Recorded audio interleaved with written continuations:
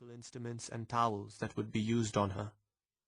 After all, it was in the corner of the autoclave room, right next to that stainless steel behemoth, that my mother kept a sanctuary for herself during the 7 years she spent at Missing before our rude arrival.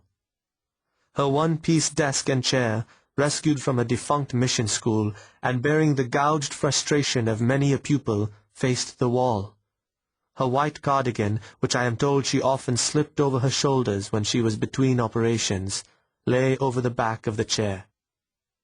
On the plaster above the desk, my mother had tacked up a calendar print of Bernini's famous sculpture of Saint Teresa of Avila. The figure of Saint Teresa lies limp, as if in a faint, her lips parted in ecstasy, her eyes unfocused, lids half-closed.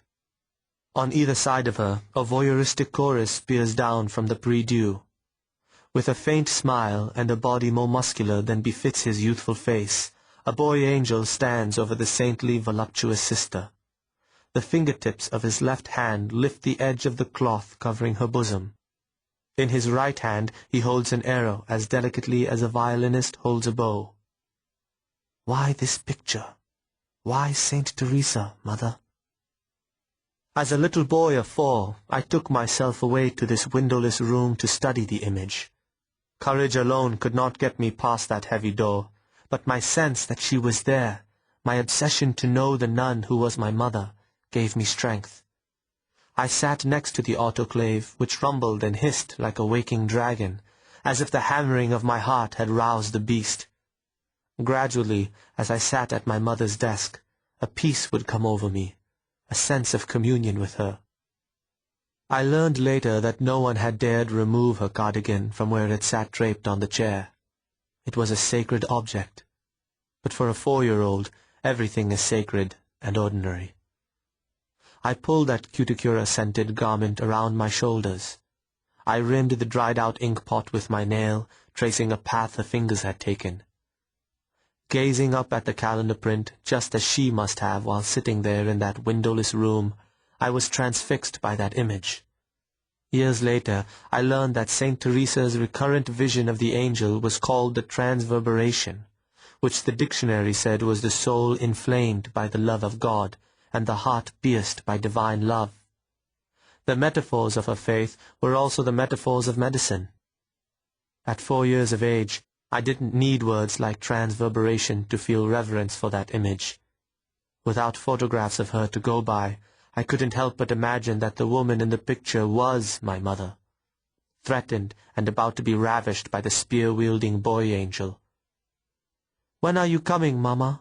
I would ask, my small voice echoing off the cold tile. "When are you coming?" I would whisper my answer, "By God!"